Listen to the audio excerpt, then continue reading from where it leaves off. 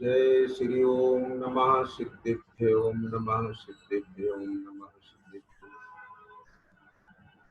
नमो अरहन्ताणं नमो सिद्धाणं नमो आयर्याणं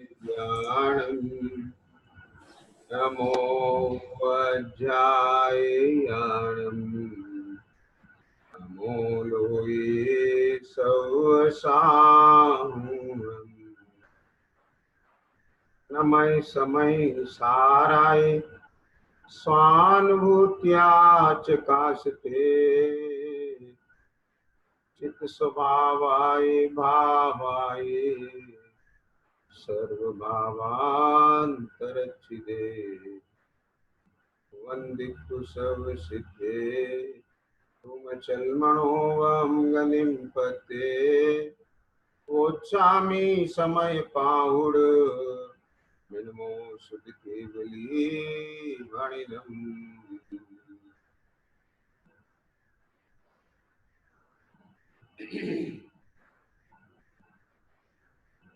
आज का ये महामांगलिक दिन श्रावण शुक्ला पूर्णिमा 11वें तीर्थंकर भगवान श्रीयांशनाथ स्वामी शेष अघाती कर्मों का क्षय होने पर शाश्वत धाम सिद्ध क्षेत्र सम्मेश शिखर के पावन संकुल कूट से आज के दिन मुक्ति धाम को प्राप्त हुए, निर्वाण को प्राप्त हुए, अर्थात वह आत्मा अपने शुद्ध स्वभाव रूप दशा, स्वाभाविक दशा, सिद्ध दशा को प्राप्त हुए। ऐसा यह साध्य सिद्ध दशा प्राप्ति का प्रेरक भगवान श्रीयांशनाथ का महामांगलिक मोक्ष कल्याण का दिन है। साथ ही उज्जैनी नगरी से जिसकी कथा प्रारंभ हुई, ऐसे अकंपनाचार्य आदि 700 मुनिराज हस्तिनापुर नगरी में जिन पर बलि आदि मंत्रियों के द्वारा भयंकर उपसर्ग किया गया, आज ऐसे अकंपनाचार्य आदि 700 मुनीश्वरों पर होने वाले उपसर्ग के निवारण का दिवस है। और जिस उपसर्ग निवारण करता मुनि श्री विष्णु कुमार जी के वात्सल्य भाव को स्मरण दिलाने वाला यह रक्षाबंधन का पावन दिन है। वास्तव में ये दोनों ही जो घटनाएं हैं, परिणमन है, वह मोक्ष और मोक्ष मार्ग, साध्य और साधक दशा, साध्य भाव और साधक भाव, इन दोनों भावों का परिज्ञान कराते हैं। वास्तव में आत्मा वस्तु है, एक ज्ञान मात्र वस्तु है। यह ज्ञान मात्र वस्तु आत्मा, जिसका साध्य भाव भी यही है और साधक भाव भी यही है। वह आत्मा एक है, एक होने पर भी वह आत्मा एक होने पर भी वही आत्मा साधक रूप से और साध्य रूप से स्वयं ही परिणमित होता है।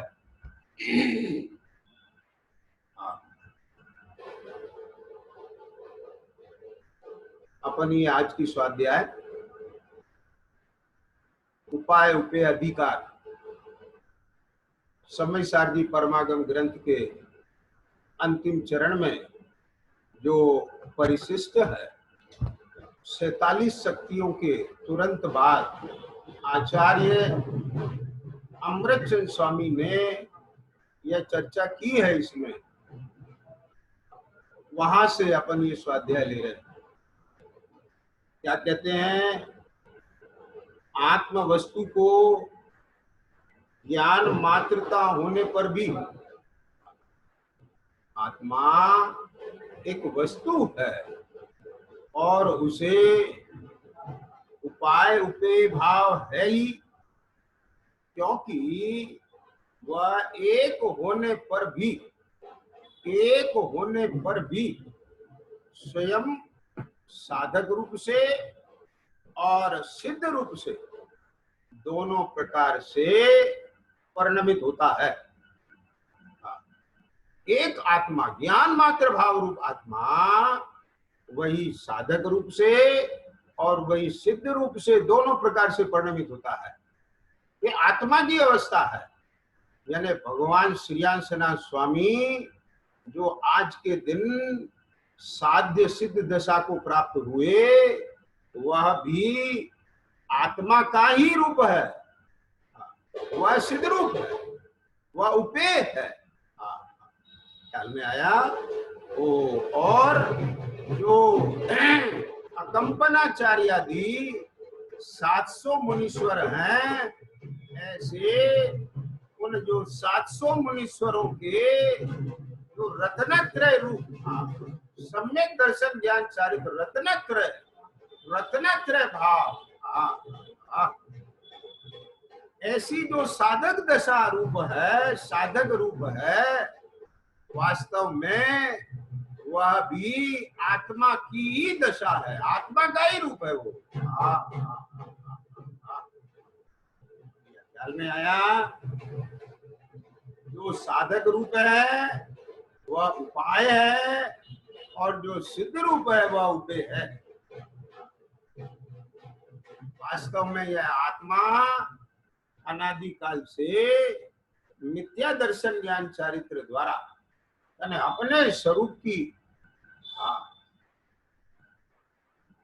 अनात्मज्ञता के कारण, अपने को स्वयं आत्मा न जानने के कारण, आत्मा का परिचय न होने के कारण, आत्मा का स्वरूप सुना नहीं इस जीव ने, शुद्ध परिचुदानुभूता सर्वस्व भी काम भोग बंद कहा। तो आचार्य देव को इस समय सार ग्रंथ की रचना करने का भाव आया कि ये जीव है, अरे ऐसा स्वभाव से प्रभुता को प्राप्त, इसका साधक भाव भी इसी में है, साध्य भाव भी इसी में है, उपाय भाव भी यही है न, उपेय भाव भी यही है। परंतु इसको उपेय तत्व न उपाय भाव की खबर ना होने के कारण से यह जो मिथ्या दर्शन ज्ञान चारित्र की आकुलता रूप दुख है, यह दुख सहा जाता नहीं। और इस दुख से मिटने के लिए क्या बोला, इस दुख से मिटने के लिए, दुख से मिटने के लिए यह आत्मा इंद्रिय ज्ञान का आलंबन लेके, इंद्रियों का आलंबन लेके, द्रव इंद्रिय के आलंबन से 5 इंद्रिय के विषयों में छलांग लगाता है, अपने दुख को मिटने का उपाय पर द्रव्य में खोजता है। भावक का भाव जो मोह है, राग नामक कर्म का भाव जो राग भाव स्वाद है उसका, अरे भाई उस राग को चबाने से, उस परद्रव प्रभाव को चबाने से, उस कर्म के भाव को चबाने से उसमें से सुख नहीं आएगा, उसमें से शांति का प्रादुर्भाव नहीं होगा, उसमें से तेरे दुखों का क्षय नहीं होगा, दुखों से मुक्ति नहीं होगी, बल्कि जो तुझे किंचित सुखाभास भी होता है, जैसे कुत्ते को हड्डी चबाने से उसको जो लहू का स्वाद आता है वो हड्डी में से नहीं आता, वास्तव में तो वह उसके जबड़े में से ही आता है। ऐसे ही ये अज्ञानी आत्मा, आचार्य देव समझाते हैं, इसी प्रकार हे अज्ञानी आत्मा, तेरे को भी जो ये किंचित सुखाभास होता है, यह जो राग का स्वाद आता है, यह कर्म का विपाक, उसका वेदन नहीं है, ये भी तेरे ही अनुभूति स्वभाव का ही परिणमन है। यदि तू अनुभूति स्वरूप नहीं होता, यदि तू अनुभव स्वरूप नहीं होता, तो बोल ये आकुलता का वेदन कौन करता है? और तुझे किंचित मौके उदय में ये आकुलता का कारण मेरे ही मिथ्या दर्शनादि भाव है, ऐसा लगा नहीं, ऐसा जचा नहीं, और तने फिर मोह के ही नशे में, मोह का अनुभव करते हुए, मोह की उन्मत्ता में जो उपाय है, उपेत तत्व की तुझे खबर नहीं आई, उपेत तत्व का तेने सम्यक स्वरूप नहीं जाना, उसका प्रतिभास नहीं हुआ तुझे, ख्याल में आया? हाँ, इसलिए उपेत उपाय तत्व की भी भूल रह गई, ख्याल में आया? हाँ, अरे जो उपे है वो परद्रव के सापेक्ष नहीं है। उपे यानी जो सुख है, वह जो सुख उपे है, जो प्रत्येक जीव चाहता है, वह जो सुख उपे है, वह उपे प्रभुता उपे, सुख उपे, शांति उपे, निराकुलता उपे, जो उपे है वह परद्रव सापेक्ष नहीं है। यह जो परद्रव सापेक्ष दिखता है तो उसका उपाय भी परद्रव से ही दिखता है। परंतु यहाँ अमृतचंद स्वामी क्या बात है, उपाय उपे भाव के संबंध में यह निरूपण करते हैं कि उपाय उपे भाव आत्मज्ञान जो वस्तु, आत्म वस्तु ज्ञान मात्र भाव है, उसी में ही उपाय तत्व है, न उसी में उपे तत्व है। उपाय भी यही है न उपे भी यही है, ख्याल में आ गया? उपाय भी यही है और उपे भी यही है। तो क्या कहते हैं, आत्म वस्तु को ज्ञान मात्रता होने पर भी उसे उपाय उपे भाव है ही। ज्ञान मात्र आत्मा और ज्ञान मात्र आत्मा है, अनुभूति स्वरूप आत्मा है, अनुभव स्वरूप आत्मा। अरे देख इधर, ऐसा सुन बहुत लिया है, ज्ञान मात्र आत्मा है, परंतु ये ज्ञान मात्र कौन है? आत्मा ज्ञानम स्वयं ज्ञानम ज्ञानादन्यत् करोति किम। आत्मा ज्ञानम अपन बोलते हैं, आत्मा ज्ञानम, ऐसा लगता है आत्मा ज्ञानम, आत्मा ज्ञान स्वरूप है, और आत्मा माने अप्पा। कुछ देर मैंने अपने उपयोग की दशा को, जो चेतना के प्रतिभास का अनुभव कर रही है, कौन सा प्रतिभास? ये जो विचार चल रहा है ना, ये जो परिणाम आया है ना, ये परलक्षी भाव, ये जान करके, बाहर से जान करके, देवगुरु धर्म से जान करके कि आत्मा ज्ञान स्वरूप है, उसको घोकने में, उसको विषय बनाने में जो उपयोग की दशा तेरी लगी, चेतना लगी है, स्वयं ज्ञान स्वरूप है, स्वयं अपने ज्ञान स्वरूपता का तो वेदन करता नहीं, स्वयं अपने ज्ञान स्वरूपता का तो संचेतन करता नहीं, और ऐसा संचेतन ना करने की वजह से मैं ही ज्ञान स्वरूप हूँ। यह जो अनुभूति है, यह जो ज्ञान है, ये जो देखने जानने वाला है, ये मैं हूँ, मैं देख ही जान रहा हूँ। आहा, मैं ज्ञानी तो हूं, ज्ञान स्वरूप मैं ही तो हूं। ऐसा इस जीव को प्रगट संवेदन ना होने से, प्रगट प्रत्यक्ष प्रमाण ना होने से, यह उस विकल्प में आत्मा ज्ञान मात्र है।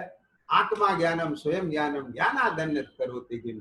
आत्मा ज्ञान स्वरूप है, ज्ञान के अलावा और कुछ करता नहीं, ऐसा तो विचारता है, परंतु ऐसा उसको स्वसंवेदन वर्तता नहीं। अरे भाई थोड़ी देर, थोड़ी देर, कुछ देर, किंचित समय थोड़ा शांत होकर के ऐसे अपने अस्तित्व को देख। ये मैं कहां से आता है? ये मैं कौन करता है? मैं सुनता हूं, मैं बोलता हूं, अरे अनादि काल का मोह प्रवाह चल रहा है। क्या कहते हैं कि अनादि काल से मिथ्या दर्शन ज्ञान चारित्र द्वारा स्वरूप से च्युत होने के कारण संसार में परिभ्रमण करते हुए क्या कर रहा है संसार परिभ्रमण में? अरे जिस पर्याय को प्राप्त होता है उस पर्याय रूप अपना अनुभव करने लगता है। तन उपजे तो अपनी उपज जान, तन सद आपको नाश मान। में आया करी करे दे में नीच पिछान, करी करे राग आदि में नीच पिछान। ये जो मेरे भाव होते हैं बस यही मैं हूँ। ये जो देह है यही मैं हूँ, ये जो संयोग है यही मैं हूँ। ये जो संयोग के लक्ष्य से वो एक ज्ञान उन्हें कर्म के उदय रूप संयोग उनको गे बनाता है। और यहाँ ये जो नो कर्म है इसमें अहम पना है, और इस नो कर्म के साथ में जो ये संयोग है इनमें अहम पना है। ये नो कर्म के अहम पने के फल स्वरूप इसको जो ये संयोगी भाव होते हैं, आदिक भाव, ये रागादि भाव मोह के नशे में ये भाव निज रूप लगते हैं, ये भूल है। अरे ये चेतन आत्मा जिस वक्त तुझे ये मैं देह रूप हूं, मैं परिवार का मुखिया हूं, मैं सेठ हूं, साहूकार हूं, पिता हूं, पुत्र हूं, पति हूं, विद्वान हूं, त्यागी हूं, व्रती हूं, ये जो बाह्य में कर्म सापेक्षा से तुझे वो अंतर में जो ऐसा भाषित होता है, जो परद्रव का भाव तेरे ज्ञान चेतना में जो झलकता है, वो झलकन रूप तू अपना अनुभव करता है। पर जिस चेतना में ये झलकता है वो दर्शन ज्ञान मात्र चैतन्य रूप तू अपने को अनुभव नहीं करता। ये सबसे बड़ी भूल है। देखो जहां विभाव है वहीं स्वभाव है। यानी स्वभाव नहीं हो तो विभाव कैसे है? यानी तू दर्शन ज्ञान रूप नहीं हो तो तेरे दर्शन ज्ञान में वो भावक का भाव कैसे जनित है? वो गे कैसे जनित है? यानी गे जनित रहा है, एक गे का परिणमन नहीं है, तेरे चैतन्य का परिणमन है। ये भावक का भाव उसमें जनित रहा, ये तेरे चैतन्य का परिणमन है। अरे जो ज्ञानी जीव होता है, जिसे अपने स्वरूप की अकंप श्रद्धा होती है, ऐसी प्रतीति होती है, अरे मेरे चैतन्यता में तो चैतन्य के अलावा और कुछ है ही नहीं। जब देखो तब चैतन्य, जब देखो तब चैतन्य। समझ में आया? वो जहाँ चैतन्य है वहीं परद्रव प्रभाव की झलकन है, लेकिन वो जो झलकन है वो दर्शन ज्ञान का परिणमन है, वो कहीं ध्येय का परिणमन नहीं है, वो कहीं भावक का भाव नहीं है। पर जो अज्ञानी है उसे अपने स्वरूप से च्युत होने के कारण से यानी उसका ज्ञान भी च्युत, जानन श्रद्धा भी च्युत और परिणाम चारित्र भी च्युत। वो तो कहाँ स्थित है? वो जो इस जीव के चैतन्य की चैतन्यता में इन नो कर्म का प्रतिभास, चैतन्य की चैतन्यता में वो मोह का उदय, उसका अनुभव करता हुआ अज्ञानी जीव संसार में परिभ्रमण कर रहा, परंतु अक्षमात काल लब्धि का योग पाकर जिसको सच्चे देव गुरु धर्म का निमित्त मिले और बलि आई, उस जीव को अंतर से ऐसा विचारा, आओ ये बात मैंने कभी सुनी नहीं, इसमें तो मेरा ही प्रयोजन भाषित होता है, मेरा ही भाषित होता है। ऐसे उसने मेंढे की बाती टकटकी लगा करके ओहो दिव्य देशना को, जिन देशना को, प्रभु की वाणी को, उस वस्तु स्वरूप को अंगीकार किया।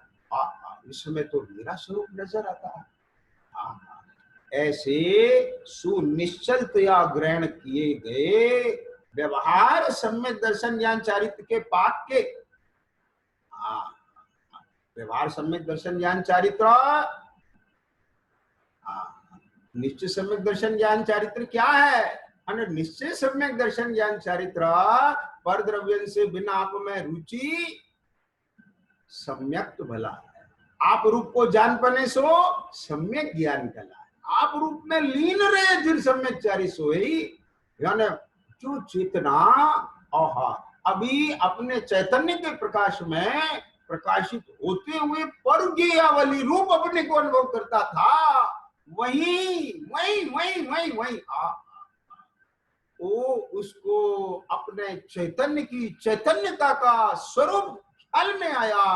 तो जब वह परोन्मुख से सोन्मुख हुआ, यानी अपनी चैतन्यता में चैतन्य स्वभाव, चैतन्य स्वभाव का संचेतन करते करते करते करते करते करते जो चेतना ने उपयोग, उधर मोह का उदय और मोह का नशा, और उस नशे में अपने को पूरा का पूरा पर रूप हुआ नहीं, है नहीं, होगा नहीं, फिर भी पर रूप अनुभव कर रहा था। अब उसको यह स्वरूप ख्याल में आने लगा, तो वहां उस स्वरूप को जानने में जिसकी चेतना लग गई, विचारने में जिसकी चेतना लग गई, सविकल्प ज्ञान में जिसने अपना स्वरूप ले लिया, ख्याल में आ गया। सोयत सत्यारथ रूप सुनिश्चय कारण सो व्यवहारो, ये तो सत्यार्थ निश्चय रत्नात्र है, और इसका जो कारण, इससे पूर्व होने वाला जो व्यवहार है वो व्यवहार रत्नात्र है।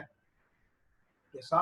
उससे पहले नियम से वस्तु स्वरूप का विचार चलेगा, सात तत्व का विचार चलेगा, स्वपर भेद विज्ञान चलेगा। अरे मेरा स्वरूप भगवान ऐसा बताते हैं, पर मेरे को ऐसा भाषित होता है, मेरे को दुख का कारण परद्रव्य लगता है, भगवान कहते हैं तेरे दुख के कारण तेरे ही रागादि भाव है।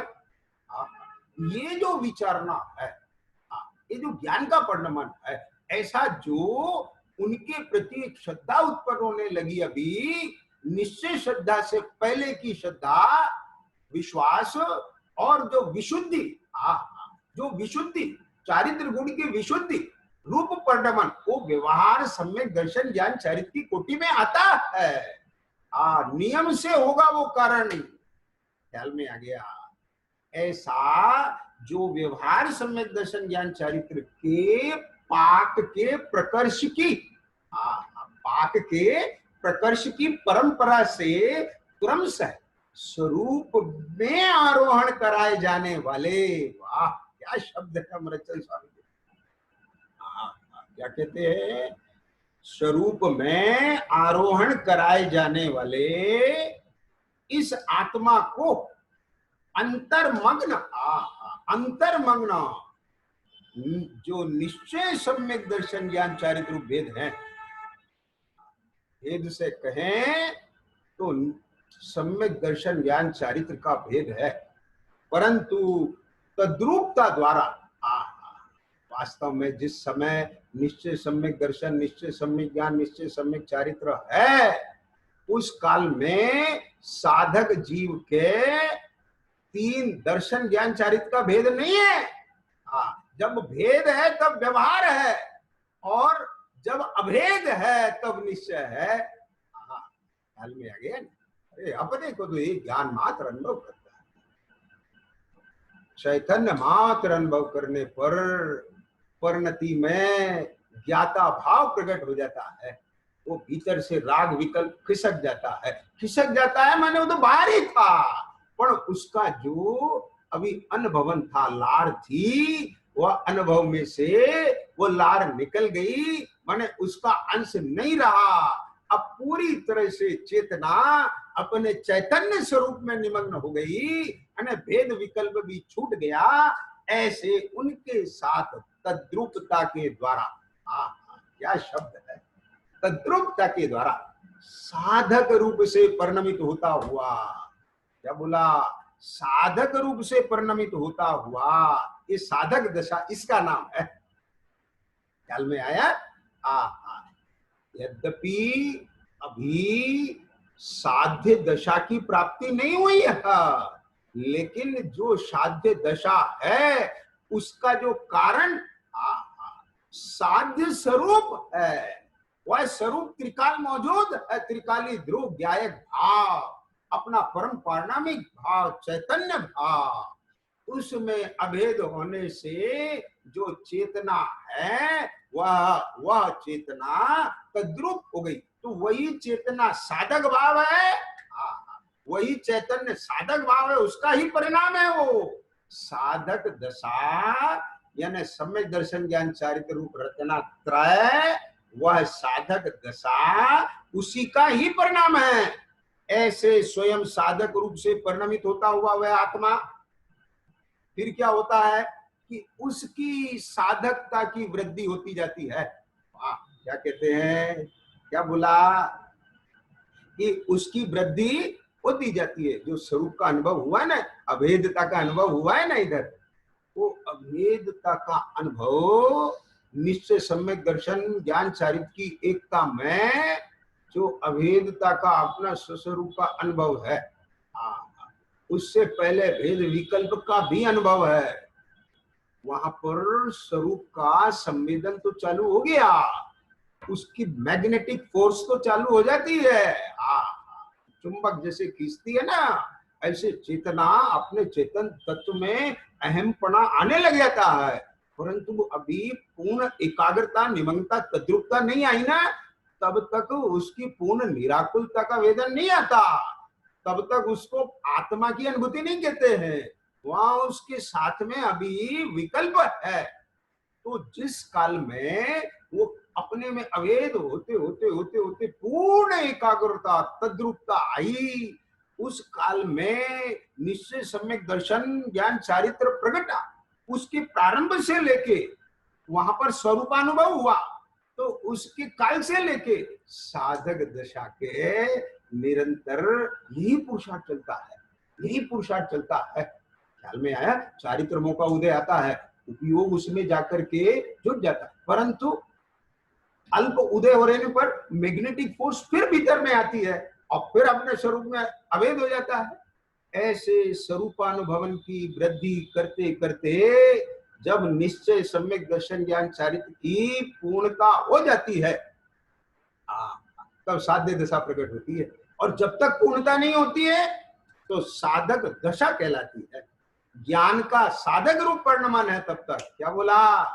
उस ज्ञान मात्र आत्मा का वह सम्यक दर्शन ज्ञान चारित्र रूप, वह साधक दशा रूप परिणमन है। ये सम्यक दर्शन ज्ञान चारित्र रत्नात्रय वह रूप जो साधक दशा है, वह ज्ञान का साधक रूप परिणमन है। और जिस काल ये स्वरूपानुभवन वृद्धि करते करते, वृद्धि होते होते निश्चय सम्यक दर्शन ज्ञान चारित्र की पूर्णता से अंतर्मूर्त के लिए ख्याल में आ गया, 2 घड़ी के लिए उसी में पूर्ण स्थिरता हो जाती है। राग का अंश उदित नहीं होता, उसका अनुभव नहीं आता बीच में से, वो आता नहीं है। पूर्णता से क्या होता है? केवल ज्ञान हो जाता है। ओहो, लेकिन अभी अघातिया कर्म शेष रह गए, अघातिया कर्म शेष रह गए, फिर वो अघातिया कर्म भी चले जाते हैं, समस्त कर्मों का नाश हो जाता है, साक्षात मोक्ष होता है, तब ज्ञान सिद्ध रूप से परिणमित होता है। तब ज्ञान सिद्ध रूप से परिणमित होता है, क्योंकि उसका माने ज्ञान ज्ञान का, ज्ञान मात्र आत्मा का अस्खलित अस्खलित निर्मल स्वभाव भाव प्रगट दैदीप्यमान हुआ है। अब यहाँ वो प्रगट दैदीप्यमान हुआ है। आहा, इस काल में वह ज्ञान मात्र आत्मा का जो स्वाभाविक भाव है वो पूर्ण प्रकट हो गया। द्रव कर्म भाव कर्म कर्म से रहित आत्मा सादी अनंत काल के लिए स्थित हो गया। उसकी वो निर्मल शुद्ध दशा प्रकट हो गई। इस प्रकार क्या कहते हैं ना, इस प्रकार साधक रूप से और सिद्ध रूप से, दोनों रूप से परिणमित होने वाला, क्या बात है, ये बहुत गजब बात है। क्या बोला, साधक रूप से और सिद्ध रूप से, दोनों रूप से परिणमित होने वाला एक ही ज्ञान, एक ही ज्ञान आत्म वस्तु को उपाय उपेपना साधित करता है। आज का ये जो दिन है श्रावण शुक्ला पूर्णमासी का, ये वास्तव में ये आत्मा के इस उपाय उपेय भाव को, साधक साध्य भाव को ही साधित करता हुआ संदेश लेके आया है। अपन विचार करो, देखो कि आज के दिन जो श्रेयांसनाथ भगवान ने मुक्त दशा प्राप्त की, वो साध्य भाव किसने प्राप्त की? वो साध्य दशा किसकी आई? आत्मा की आई। तो वो आत्मा का साध्य भाव दर्शा रहे हैं। कौन? श्रेयांसनाथ भगवान। और उधर हस्तिनापुर में जो अकंपनाचार्य आदि 700 मुनिराज हैं, वे मुनिराज आत्मा के साधक भाव को दर्शा रहे। क्या बोला, ख्याल में आ गया? क्योंकि उन मुनीश्वरों ने ज्ञान मात्र निज भाव में अकंप भूमि का अवलंबन ले रखा है, आश्रय ले रखा है। समझ में आ गया? तो ऐसे ज्ञान मात्र निज भाव में अकंप भूमिका का आश्रय लेने वाले साधक दशा को प्राप्त वह अकंपनाचार्य आदि, वह साधक भाव को दर्शा रहे। श्रेयांसनाथ भगवान साध्य दशा को दर्शा रहे। और वात्सल्यंग के धारी, वात्सल्य भाव की प्रेरणा देते हुए जो महामुनि विष्णु कुमार हैं, वह साधक भाव के साथ जो अभी राग का उदय है, वो राग के उदय में साधर्मी वात्सल्य का भाव, वैयावृत्ति का भाव आता ही है। ख्याल में आया कि नहीं?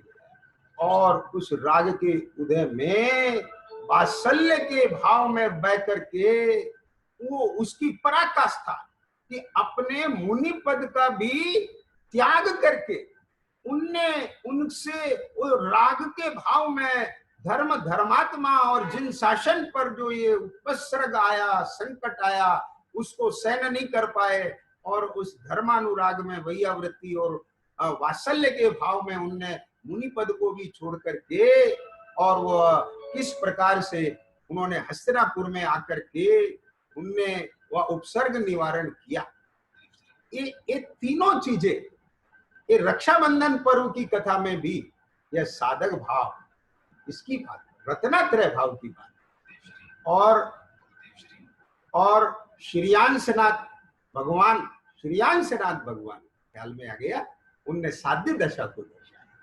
और ध्यान देना, ख्याल में है, सूत सागर मुनिराज की कथा क्या देती है कि हे भाई, यद्यपि तुझे जिन शासन के प्रभाव से, जिनागम के प्रभाव से तुझे श्रुत का लाभ हो गया है, तेरे पास सारा, जिसके पास शादवाद और अनेकांत है, उससे कौन जीत सकता है? वो तो सर्व उलझनों को सुलझाने में समर्थ है। लेकिन ऐसी समर्थता होने पर भी ध्यान रखना, कभी भी विधर्मियों से विसंवाद में मत पड़ना, मौन रहना, उसमें जिन धर्म की प्रभावना का लोभ मत लाना। अरे भाई, अपने तो 40-45 साल तक गुरुदेव श्री ने भी यही बात कही है ना, तो सामने वाला विरोध करता है तो वो उसकी अज्ञानता है। तो फिर भी प्रभु, वह तो करुणा का पात्र है। जिस दिन उसे ज्ञान हो जाएगा, उस दिन वह भी इधर ही लौट आएगा। बलि आदि भी बाद में जिन धर्मी हो गए, ख्याल में आ गया ना।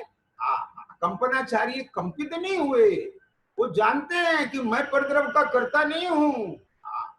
इसलिए सुसागर मुनिराज का जो चरित्र है वह यह बताता है कि कभी भी विषमवाद में पड़ के उलझना नहीं, मौन रहना, मौन रह करके अपनी साधक दशा यानी व्यवहार रत्नात्रय पूर्वक, व्यवहार रत्नाश्रय से निश्चय रत्नात्रय नहीं होता है, लेकिन ये जो परंपरा से उससे पहले जो वर्तने वाला सविकल्प ज्ञान में श्रद्धा ज्ञान चारित्र रूप विशुद्धि रूप जो भाव है, और उस पूर्वक जो अपने स्वरूप की आरोहणता में, अपनी निमग्नता में, तद्रूपता में निश्चय सम्यक दर्शन ज्ञान चारित्र प्रकट होता है, और वहां से साधक दशा प्रकट होती है, और वहीं से उस मोक्ष मार्ग का व्यवहार प्रकट होता है। व्यवहार क्या है कि बारंबार भेद ज्ञान करके अपने स्वरूप में आना, ये व्यवहार है। ऐसे साधक दशा में अपने स्वरूप की सिद्धि करने के लिए अपन निरंतर प्रयत्नशील रहें, और रागी की भूमिका में साधर्मी जन, धर्म धर्मात्मा और धर्मायतनों पर कभी भी यदि कोई ऐसा प्रसंग बने तो वहां बिल्कुल तन मन धन से न्यौछावर होकर के उस उपसर्ग को, उस संकट को मेटन करने में अपने को पूरी तरह लगना, ऐसी प्रेरणा देने वाला और अपने स्वरूप की ही साधना मुख्य है, ऐसी साधक दशा की प्रेरणा देने वाला ये आज का महामांगलिक दिन है। और दोनों ही संस्थाओं ने, खनिया धाना संस्था ने और दिल्ली की संस्था ने, यह जो इस पर्व पर, इस मांगलिक प्रसंग में जो ये आयोजन किया है, इससे निश्चित ही बहुत साधर्मी जीवों को लाभ मिल रहा है। इसी मंगल भावना के साथ अपन अकंपनाचार्य विष्णु कुमार मुनिराज, सागर मुनिराज और 11वें तीर्थंकर श्रेयांसनाथ भगवान से साध्य, आत्मा की साध्य दशा, साधक दशा और साधक दशा के साथ जो धर्मानुराग हो जाता है वह, और उस धर्मानुराग में भी कभी कभी गुरु की आज्ञा न मान करके और उसके अत्यंत लोभ से किसी के साथ विषमवाद और चर्चा का प्रसंग भी बन जाता है, तो भी वहां उससे बचना, इत्यादि चारों ही चरित्र हमको हमारे मोक्ष मार्ग की साधना का मंगल संदेश देते हैं, और संदेश को ग्रहण करके हमें अपनी साधक दशा पूर्वक साध्य दशा प्राप्त करना चाहिए। इसी मंगल भावना के साथ विराम दें।